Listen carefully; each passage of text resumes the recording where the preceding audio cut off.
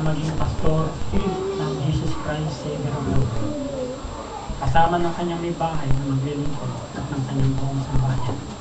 Sa ngalan ng Ama, ng Anak, at ng Banal na Espiritu Santo, sumedyo ang Panginoon. Ang natin magsabi ng palakpakan natin si Lord ang malakas.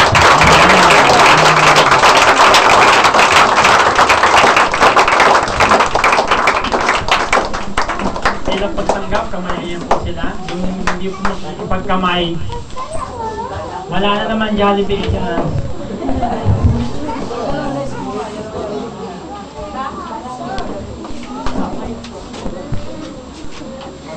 Salamat ha.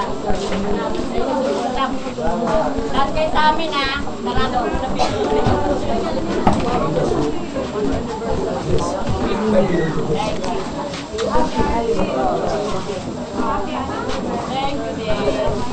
Thank you.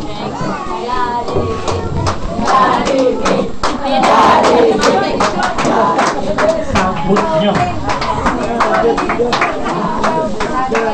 Nakaharap ko na po yung magpapatuloy ng programa.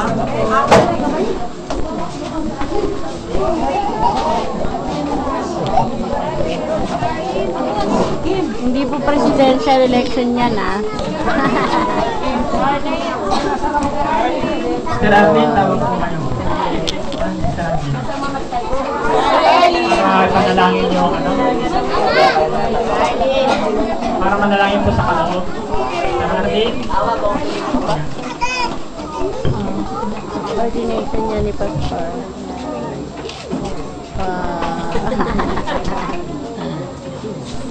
Ako muna po tayo na mahusay natin na idubot.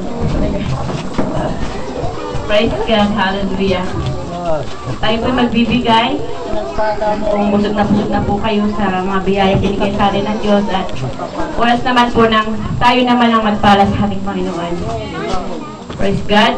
Salamat ka muna ako sa Panginoon. Gusto ko lang muna samantala ito ha. Gusto ko po magpasalamat sa Panginoon. Kasi hindi ko naman alam po talaga itong gagawin ni Pastor sa aming mag-asawa. Praise God kasi ang buti ng Diyos kasi ilang taon na ba tayo 17 na kaming nagmamahalan at 17 years na kaming iniingatan ng Diyos.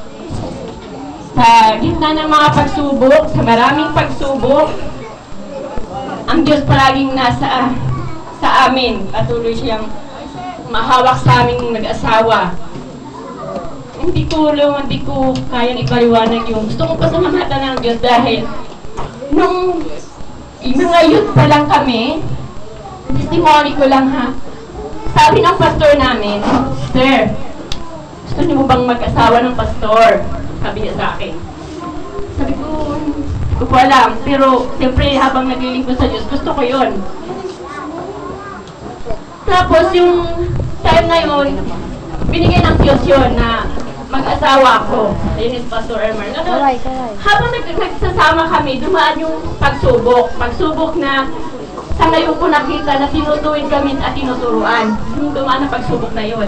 Pero nung time na dumadaan ako sa pagsubok, sa aming pamilya, sa aming relasyong mag-asawa, sabi ko sa ini ko, sabi ko, Lord, di ba pinanalangin ko to sa iyo na mag-aasawa ko, pastor ang gusto ko, bakit ganun? Sinasabi ko noong time na sinubo kami yung dalawa. Sabi ko, Lord, kaya nga minsan nasabi ko sa pastor, kala ko ba pastor yung ibibigay mo sa akin, bakit ganito nangyayari sa aming pamilya, sa aming relasyon. Pero praise God dahil nakita nyo kami doon. Ito yung resulta na, ito yung blessing at pagpapala na binigay sa amin ng Diyos sa mga pagsubok pala. Kapag yung pagsubok na yun, mapapagtagumpayan mo na siya yung kasama mo sa pagsubok na yun. Hindi ko lubos maisip talaga na lalagay kami ni Pastor Nestor na yun. Dahil nakita ko yung pagsubok. Bilang isang pastor, nakita ko ang magsasamang pastor kung ano mag-handle ng mga tao. O mag-akay ng kaluluwa. So, ipag-pray nyo kami na kapag akit talaga kami ng kaluluwa, okay, talagang gamitin kami ng Diyos. isa pa, yung ngayon, anniversary namin. Gusto kong pasalamatan ng Diyos kasi pinupad niya na yung pinanalangin ko noong talaga pa lang ako na gusto ko asawa ko maging pastor. So ngayon yung Highlight.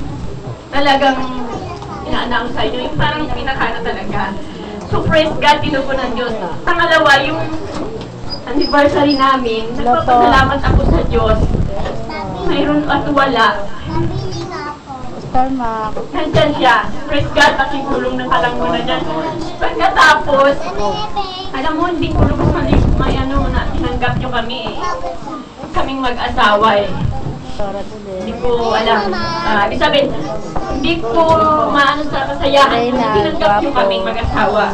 Kaya, praise God, ang buti ng Diyos sa buhay namin mag-asawa, maging sa bawat isa sa inyo na handang ano sa ating Panginoon at saka sa Hela Pastor. Lord, pasalamat po talaga ako sa ginawa mo sa aming buhay ngayon. Hello, hi. Praise God. Gusto ko pong kayong yumuko, ipanalangin natin ang pagbibigay.